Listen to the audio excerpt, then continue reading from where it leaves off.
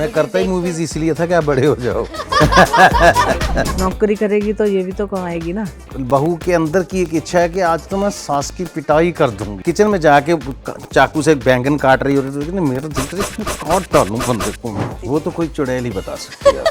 और चुड़ैल हमारे पास बैठी है। प्रमोशन करने आए मेरे, मतलब मेरा डिवोर्स करवाने आए। हम ह्यूमर वही करते हैं जो फैमिली में बैठ के देखा जाए। बच्चे कहाँ गलती करते हैं, वो अपनी सास का कंपैरिजन अपनी माँ से करते रहते हैं। सास बहू की लड़ाई है या चलो ट्रायंगुलर होगी, हस्बैंड वाइफ और सास, नहीं, बच्चों पे जो इफेक्ट होता है ना उसका। माँ को लगना चाहिए मेरा ही बेटा है, ये उसकी परवाह नहीं करता, और वाइफ को लगना चाहिए कि नहीं माँ जी हो गया अब आपका पैसा, अब तो ये मेरा है। मैं कितना समझदार हूँ, नहीं है ना? बहुत ज्यादा। बारी बरसी कटन गया सी, बारी बरसी कटन गया सी, खट के ले आंदे छोले नी मैं सस कुटनी, कुटनी सनू खाओले नी मैं सस कुटनी। और सत श्री अकाल की हालचाल। और आज मेरे साथ फैमिली पैक बैठा है कॉमेडी का। पूरी फैमिली है मेरे पास नी मैं सस कुटनी 2 की। सो वेलकम, सत श्री अकाल, कैसे हैं आप लोग? सत श्री अकाल जी, सत श्री अकाल जी। तो सास की जब बात आती है ना, थोड़ा सा ना सेंसिटिव मामला हो जाता है, क्योंकि बहुत जल्दी मैं आपकी भावनाएं समझ सकता हूँ। तो ये आइडिया कैसे आया कि ये नाम रखते हैं? सबसे पहले तो ये जो टाइटल है नी मैं सस कुटनी, ये बहुत फेमस पंजाबी बोली है, जो हमारा कल्चर है, फोकलोर है, उस चीज़ का ये हिस्सा है।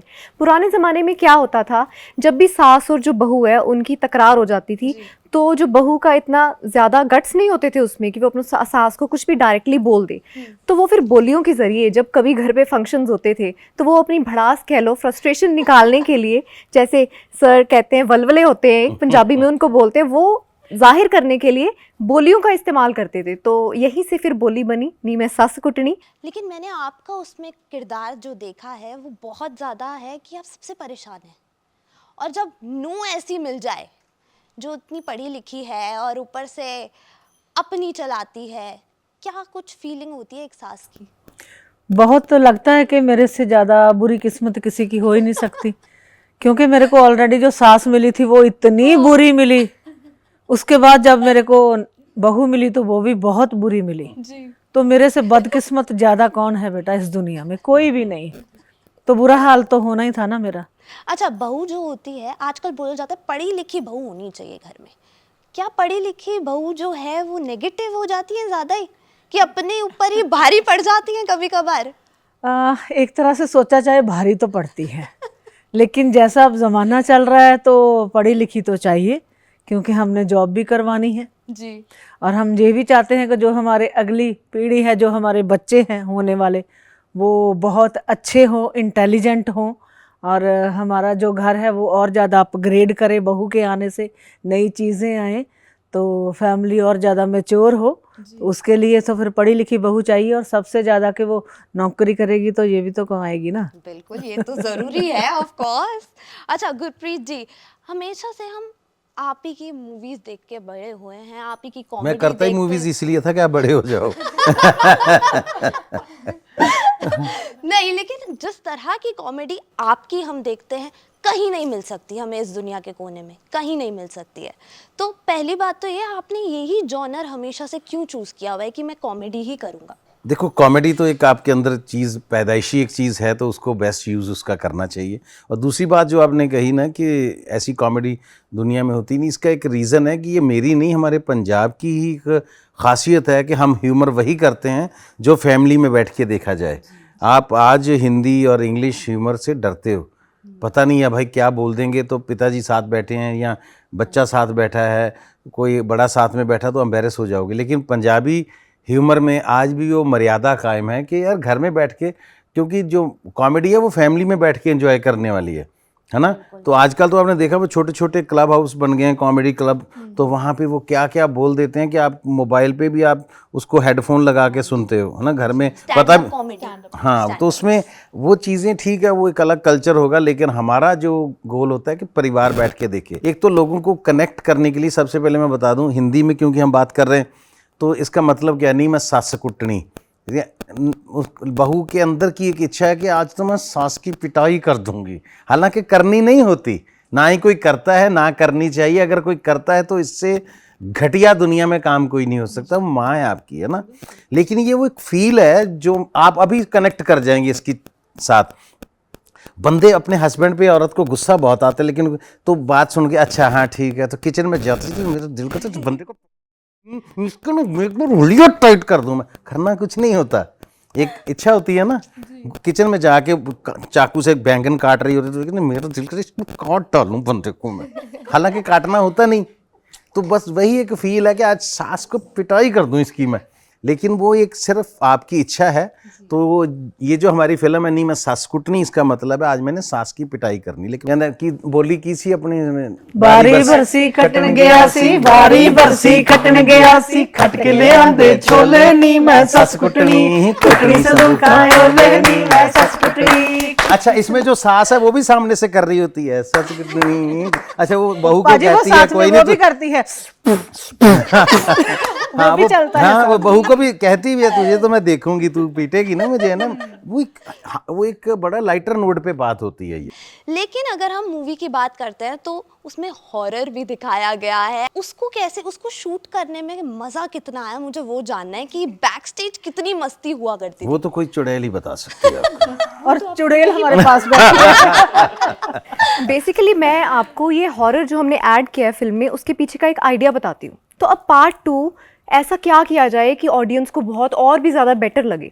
तो हम पिंड में निकल गए, गांव में निकल गए, बाहर निकले घर से, सो दैट कि ये दिखा सके कि सास और बहू का जो रिश्ता है उसका इम्पैक्ट बाकी लोगों के ऊपर कैसे पड़ता है। डरा के भी सबको सेट पे मैंने बहुत मस्ती की। तो आपके साथ ऐसा कभी कुछ हुआ है, आपको फीलिंग आती है वाइफ को लेकर कभी कि लड़ाई हो गई? भाई अब प्रमोशन करने आए मेरे, मतलब मेरा डिवोर्स करवाने आए। पंजाबी में एक कहावत है टक्की रिजे कोई ना बुझे। इसका मतलब है जब कोई चीज आप ढांप के बना रहे हो तो बस ढकी रहने इसको रहने दो। नहीं ऐसा नहीं है, बाद में ये भी कहना पड़ता है ना। नहीं नहीं ऐसा नहीं है, और ये भी कहना पड़ता है नहीं, पार्ट ऑफ द जोक। तो ऐसा कुछ नहीं है। लेकिन ये मैं समझता हूँ कि ऐसा एक रिश्ता होता है, मतलब हस्बैंड को इसमें आप माइनस कर दीजिए, जो सास बहू का एक रिश्ता होता है ना, ये यूनिवर्सल है।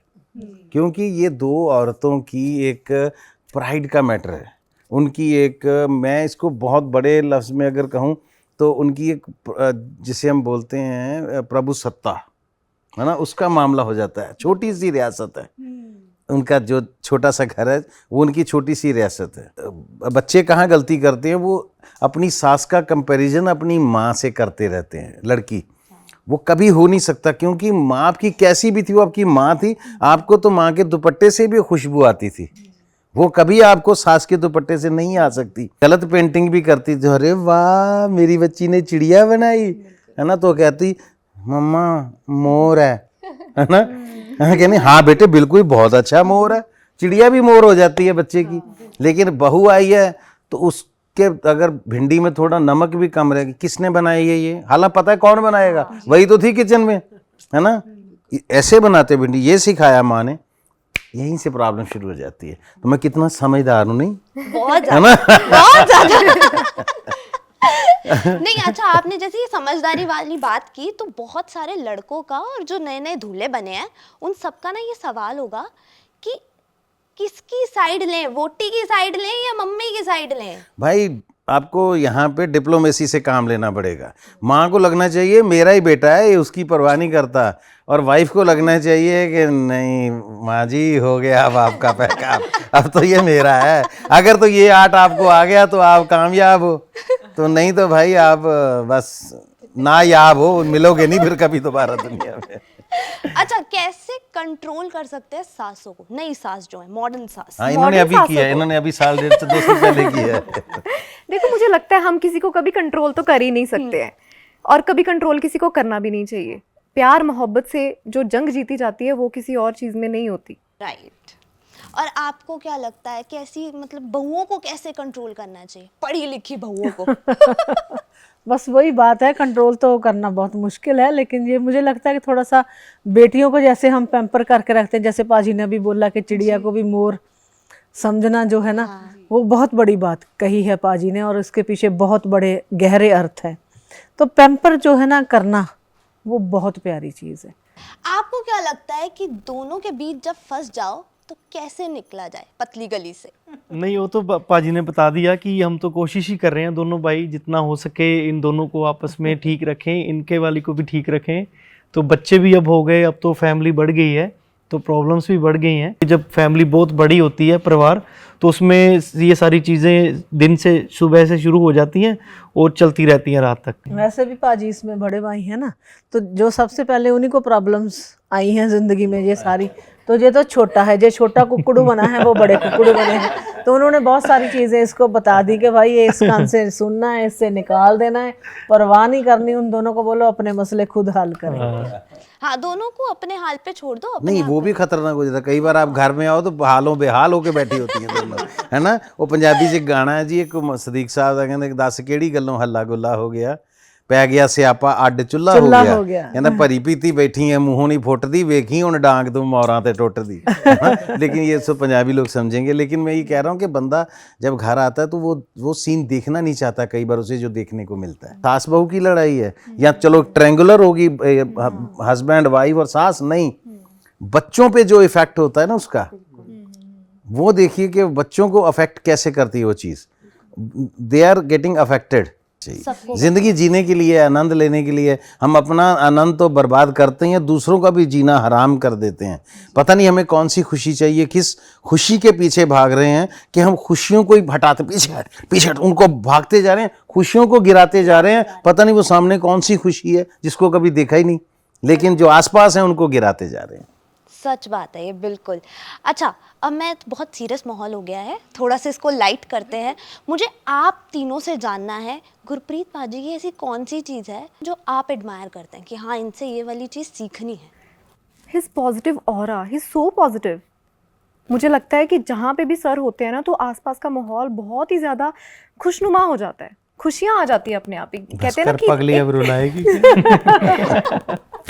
नहीं, ऑन अ सीरियस नोट, नहीं, सच्ची just में kidding. मैं बहुत बहुत रिस्पेक्ट करती हूँ सर की, एंड इनसे बहुत कुछ सीखने को मिलता है।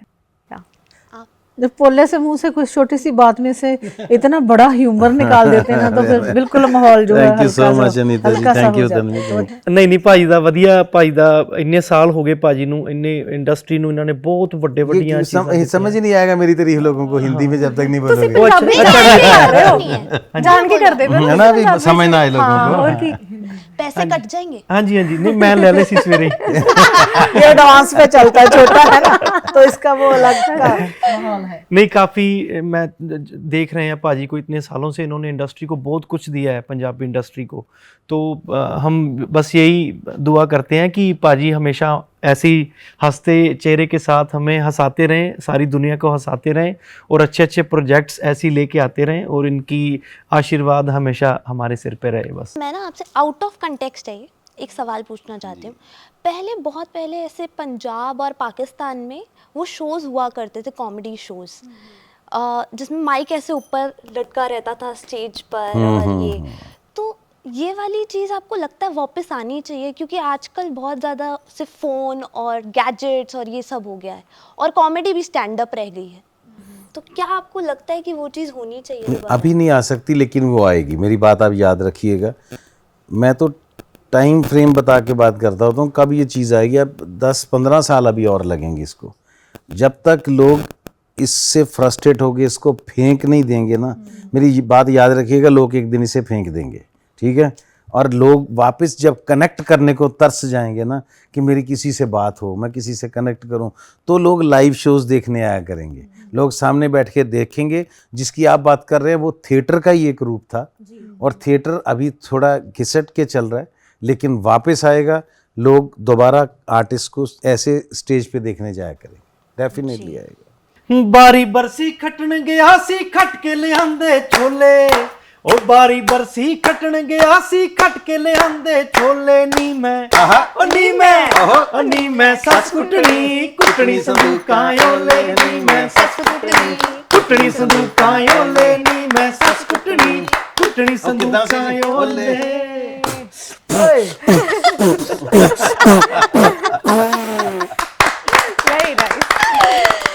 जी, सस काल जाके जरूर देखिएगा 7 जून को निमे सस कुटनी 2। तो 7 को बिजी हैं तो 8 को भी देख लीजिए, हमें कोई 9 को प्रॉब्लम भी देख सकते हैं। बार बार देखिए, देखिए। बार बार देखिए, जाते रहिए, देखते रहिए। Thank you so very much, thank you. सत श्री अकाल, सत श्री सत श्री अकाल। अकाल जी।